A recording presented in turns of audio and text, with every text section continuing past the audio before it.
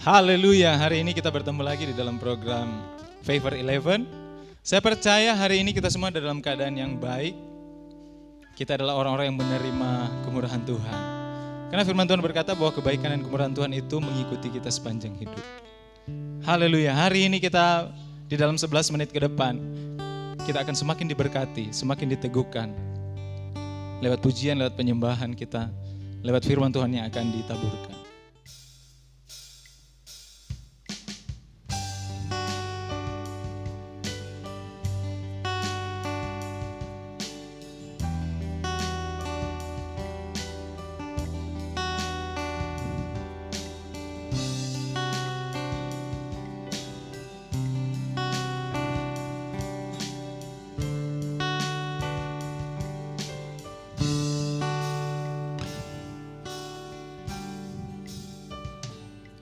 Cahaya kemuliaan Allah yang bertata dan yang berkuasa untuk seterusnya,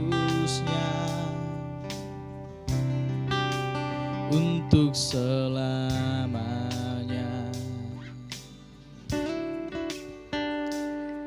Kekuatan dan kesempurnaan, hormat, pujian dan keagungan hanya bagi-Mu,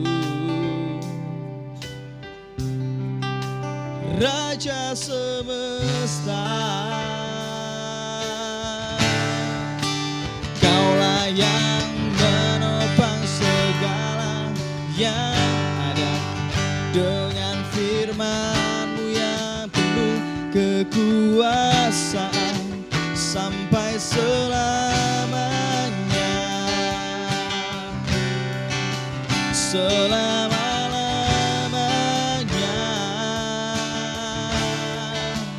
Kaulah yang menopang segala yang ada dengan firman-Mu yang penuh kekuasaan untuk selamanya, selama-lamanya.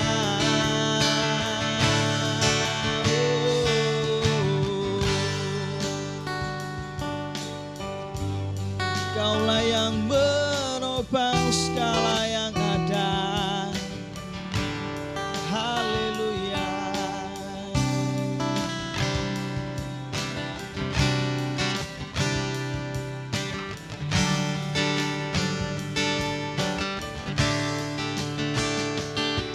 Kekuatan dan kesempurnaan, hormat, pujian dan keagungan hanya bagi-Mu,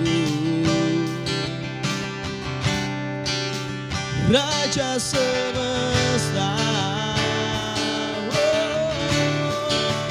Kaulah yang menopang segala yang dengan firman-Mu yang penuh kekuasaan sampai selamanya,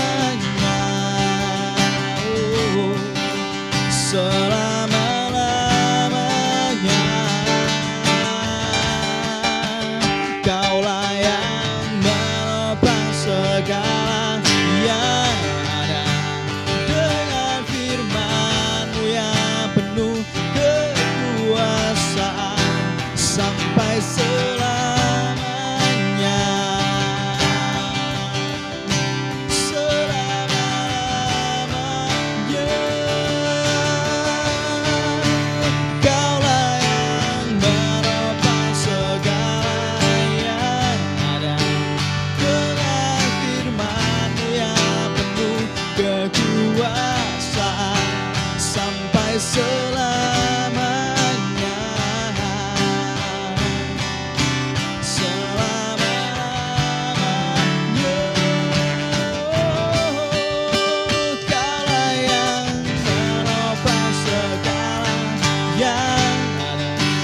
Dengan firman-Mu yang penuh kekuasaan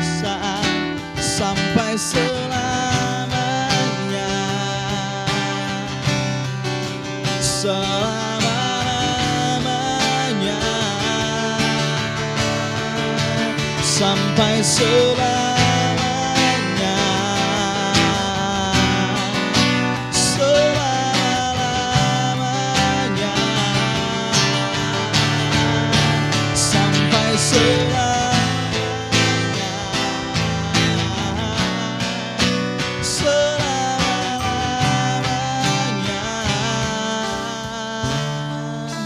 selamanya.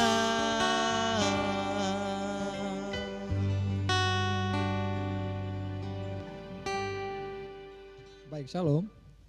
Mari kita membaca Alkitab kita dalam Lukas pasal yang ke-17 ayat 11 sampai dengan 18. Saya akan bacakan buat kita semua.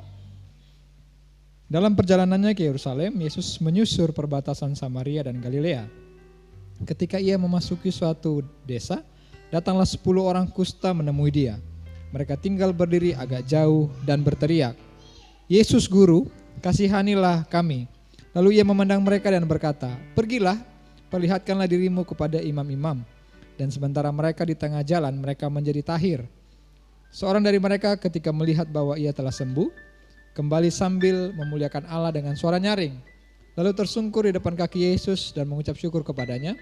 Orang itu adalah seorang Samaria. Lalu Yesus berkata, "Bukankah ke-10 orang tadi semuanya telah menjadi tahir? Di manakah yang 9 orang itu?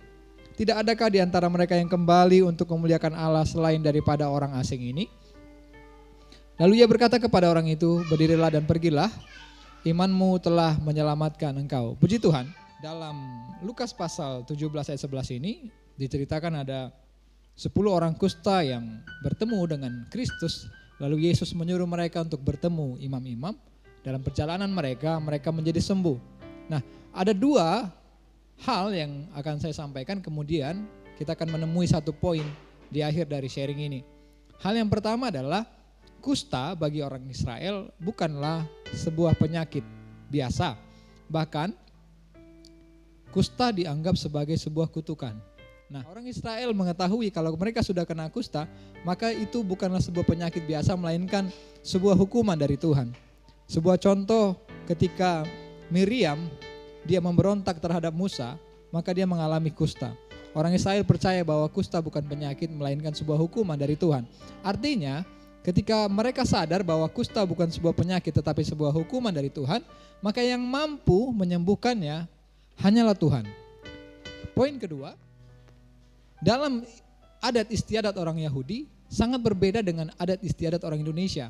Jika di Indonesia kita terbiasa mengucapkan terima kasih untuk banyak hal, ditolong sedikit kita mengucapkan terima kasih, tetapi di Israel untuk orang-orang Yahudi mereka melakukan sebuah perbuatan lain untuk mewujudkan rasa terima kasih mereka. Kalau hari ini seseorang menolong temannya, maka temannya itu akan mencari waktu untuk kemudian menolong dia. Karena mereka menganggap satu perbuatan baik harus dibalas dengan perbuatan baik lainnya.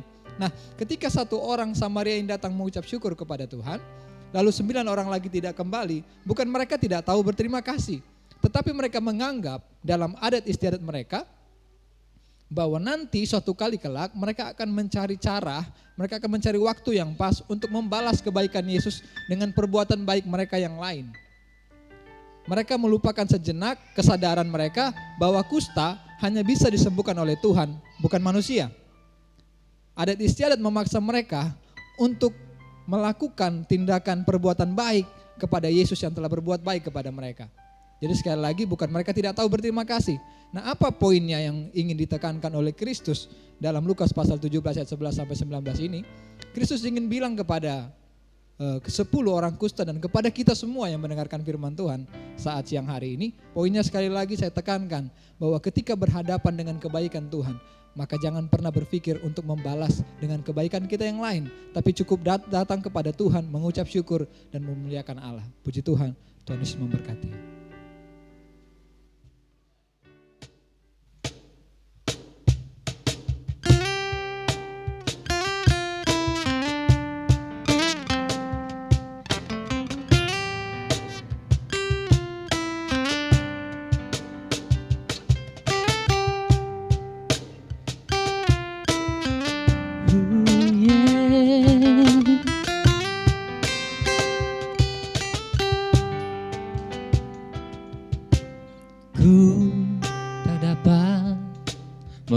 lupakan semua kebaikan yang kau beri kepada diriku. Kasih-Mu yang selalu mengalir dalamku, tak pernah berhenti di sepanjang waktu. Pengorbanan-Mu yang mengubahku, pengorbanan-Mu yang pulihkanku.